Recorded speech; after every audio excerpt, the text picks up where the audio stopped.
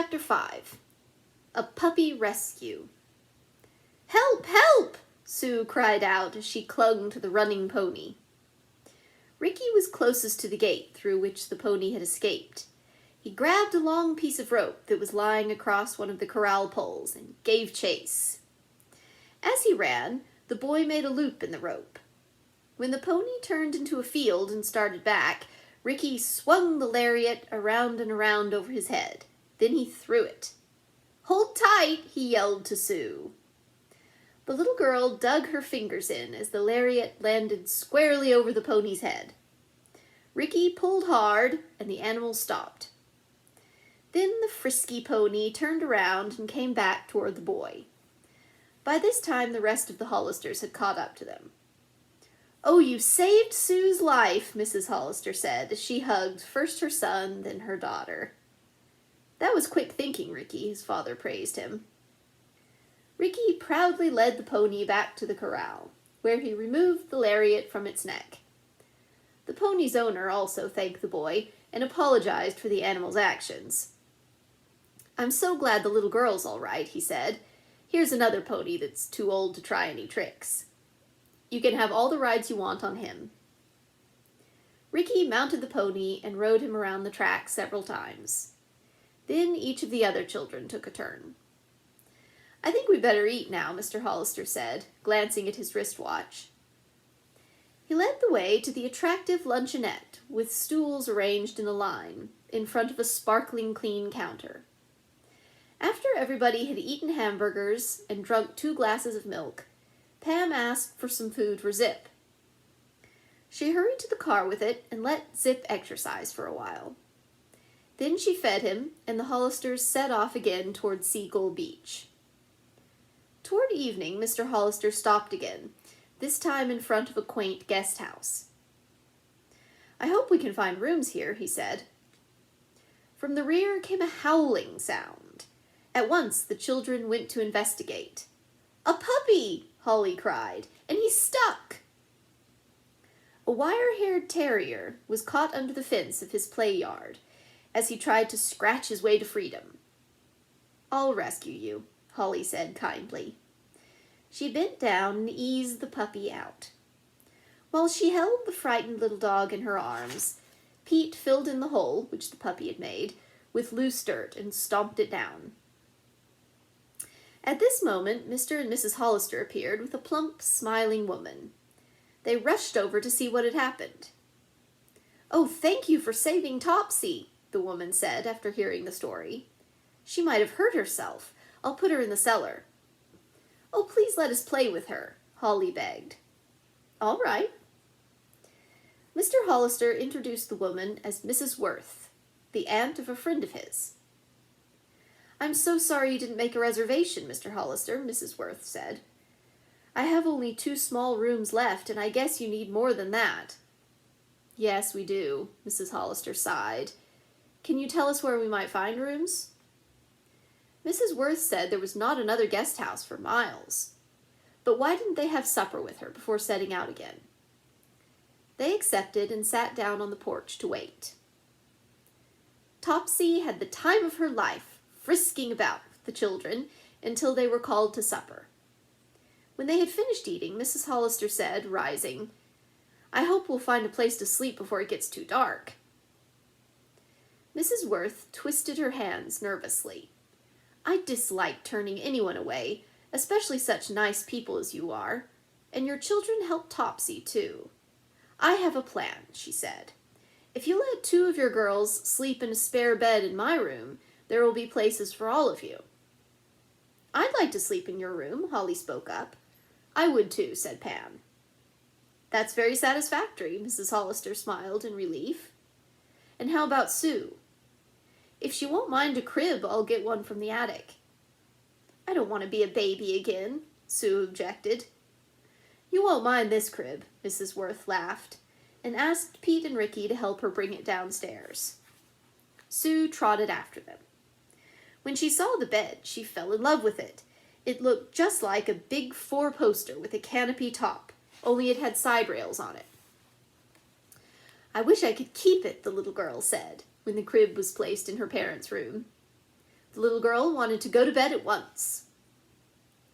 Before Pam said good night, she gave Zip some supper and ran around the yard with him for 15 minutes. Then she put a blanket on the floor of the station wagon so the dog could sleep there comfortably for the night. The Hollister children were so tired from their long ride, they went to sleep immediately. By 9 the next morning, however, the whole family, refreshed, was on its way to Seagull Beach. As they drove along, the children became more and more excited. "We're getting nearer and nearer the pirate ship," Ricky cried. "See how flat the countryside is," Pam said. "That's because we're nearing the seashore," her mother explained. It was not long before they were driving through sandy country in which scrubby pine trees grew on either side of the road. When they came to a sign with an arrow pointing to Seagull Beach, the children cried out with glee.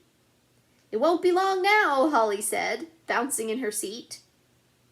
Smell that wonderful salt air," Mrs. Hollister remarked. Then suddenly ahead of them lay the beautiful blue-green ocean. Far out on the horizon, they could see the smokestacks of a large ship. "Is it going to Spain, do you suppose?" asked Ricky, who was studying about Spain in school. "No, it's just a coastwise steamer," Mr. Hollister replied. The road paralleled the ocean for many miles. As they drove along, they saw small fishing boats with sails and a few motorboats.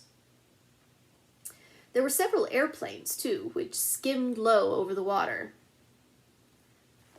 A quarter of a mile further on was a big sign at the side of the road. It read, "Welcome to Seagull Beach."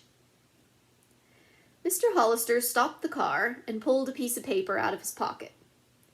On it were directions to Uncle Russ's house. Mr. Hollister followed the instructions carefully, and presently he came to a gray-shingled, rambling house just back of a wide beach. He tooted his horn 3 times, and a tall, handsome man appeared at the front of the house. "Uncle Russ! Hello, Uncle Russ!" the Hollisters shouted. The children scrambled from the car as fast as they could and bounded up to him. Zip, too, was happy to be there. He ran around in circles and began sniffing the sand. After Uncle Russ had greeted everyone, he picked up little Sue. "You've grown 2 inches since I saw you," he laughed. "Uncle Russ," she begged, "let's do one of our tricks." "Sure thing." He lifted Sue to his shoulders. Then, pitching his head forward, he gave her a double flip-flop before landing her on the ground. Smoothing out his rumpled hair, he said to his brother, "John, what do you think of this place?" "Very fine." "There's enough room in it for a regiment," Russ went on, "but we'll need it when my family arrives." The house was built in the shape of an L. In the corner of the L was a lovely lawn edged with flowers, and many comfortable chairs were scattered about. "I know we'll enjoy it," Mrs. Hollister said. "And we're going to find the pirate treasure," Ricky exclaimed. "Divers are working on this already, but they haven't found anything yet," Uncle Russ said. "Oh, goody!" Holly shouted and danced about. "Maybe we'll find the treasure first." The Hollister boys and their father quickly unpacked the station wagon and put the suitcases in the rooms, which their uncle designated. When this was done, and the clothes hung up, Pete, Pam, and Holly ran down to the beach. "Aren't those seagulls lovely?" Pam exclaimed, watching the graceful birds swooping down to catch fish from the sea. "There must be 1,000,000 of them," Holly said. Throwing out her arms like wings, she began to race around imitating them. Pam hurried down to the water's edge, but had to scramble back quickly as a large wave broke on shore near her toes and sent foaming suds racing along the sands. "Let's take off our shoes," Pete suggested. The children did this, tucking them under their arms and walking through the water. A little further along, and about 30 feet back from where the waves broke, steep hills of sand rose up from the beach. "These dunes are really high," Pam said. "Aren't they pretty?" The slopes of the dunes were streaked with color from brown to a deep red. After they had walked down the beach away, the children noticed a girl about Pam's age, in a bathing suit, seated on top of one of the dunes. Her elbows touched her knees, and her chin was cupped in her hands. She was looking pensively across the water. "Let's speak to her," Holly suggested. When the children drew nearer, the girl glanced down and saw them. They waved, and she waved back. "Hello," she said, smiling. "You've just come, haven't you?"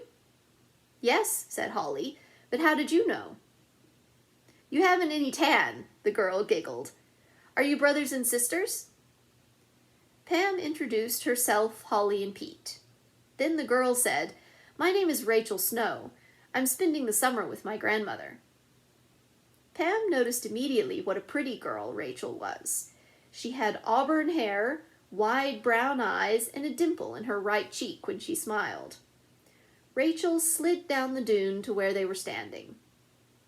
"We've come to visit our uncle and find the pirate treasure," Holly spoke up. "People have been trying to find that treasure for a long time," Rachel said. "Some new divers have a camp down the beach and a barge out in the ocean, but they can't find the treasure either." "What were you doing on top of the dune?" Pam asked. Rachel smiled. "I was looking across to Spain," she said. Rachel picked up a stick and drew a map in the sand, showing the Hollisters that if they were to sail due east, they would come to the southern part of Spain. As Rachel was explaining this, Holly wandered off to the foot of a giant dune, where she had spotted a large seashell. As Pete glanced in her direction, he suddenly cried out in alarm. Near the top of the dune, a log had started to roll down the sandy slope.